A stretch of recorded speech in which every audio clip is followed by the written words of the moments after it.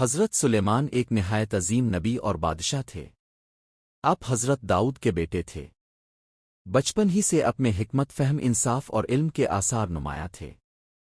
حضرت داؤد جب زندہ تھے تو انہوں نے اپنے بیٹے کی صلاحیتوں کو پہچان لیا تھا اور انہیں اپنے ساتھ حکومت کے معاملات میں شریک کر لیا تھا۔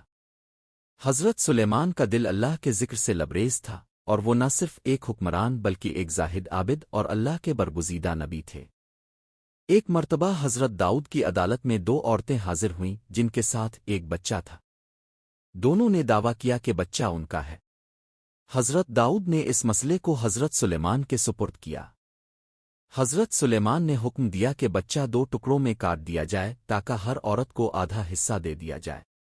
یہ سن کر ایک عورت چیخ پڑی اور کہا کہ نہیں، بچہ دوسری عورت کو دے دیں لیکن اسے قتل نہ کریں۔ حضرت سلیمان نے فوراً فیصلہ کیا کہ بچہ اسی عورت کا ہے جو اس کی جان بچانا چاہتی ہے۔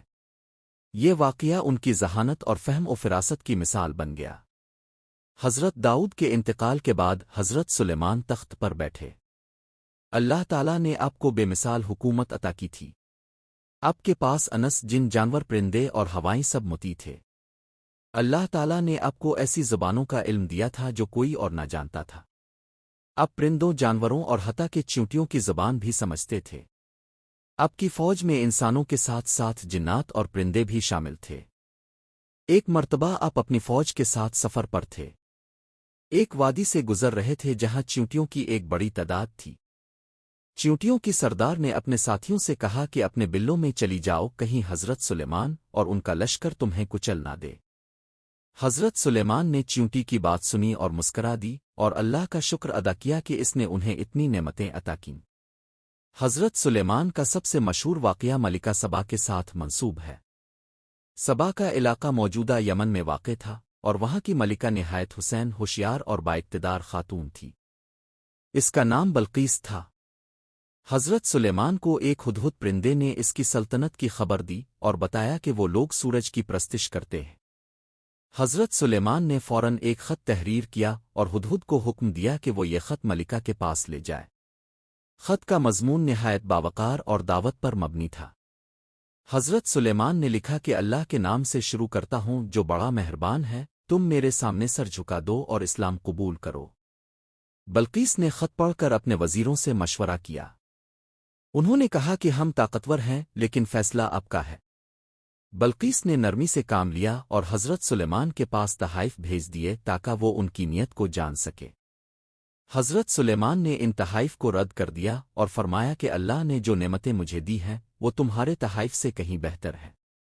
اس کے بعد بلقیس نے فیصلہ کیا کہ وہ خود حضرت سلیمان سے ملاقات کرے گی۔ حضرت سلیمان نے جنات سے کہا کہ کوئی ان کا تخت اس کے یہاں آنے سے پہلے لے آئے۔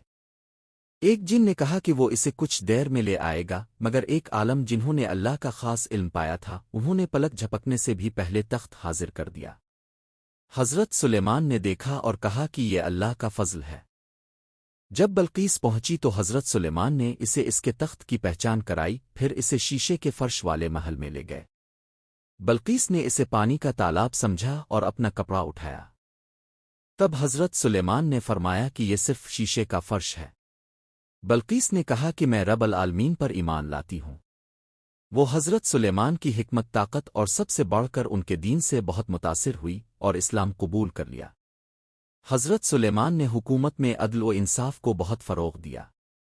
ان کے دربار میں روزانہ مقدمات پیش ہوتے جنہیں وہ بڑی باریکی سے سنتے اور انصاف کے مطابق فیصلہ کرتے۔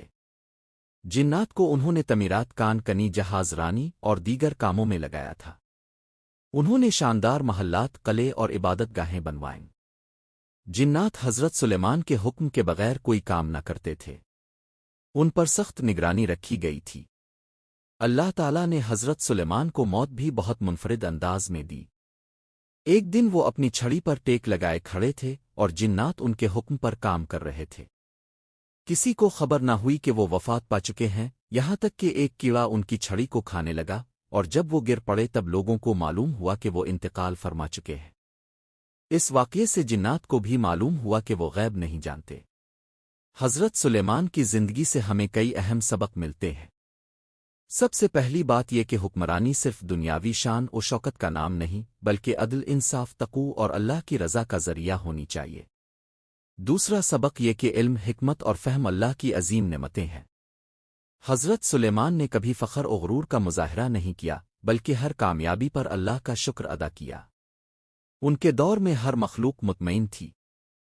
ہوائیں ان کے حکم پر چلتی تھیں، جنات تعمیرات کرتے تھے، پرندے خبریں لاتے تھے اور انسان امن و سکون میں رہتے تھے۔ انہوں نے دنیا کو دکھایا کہ اگر ایک بادشاہ اللہ کا مطیع ہو تو وہ دنیا کو جنت کا نمونہ بنا سکتا ہے۔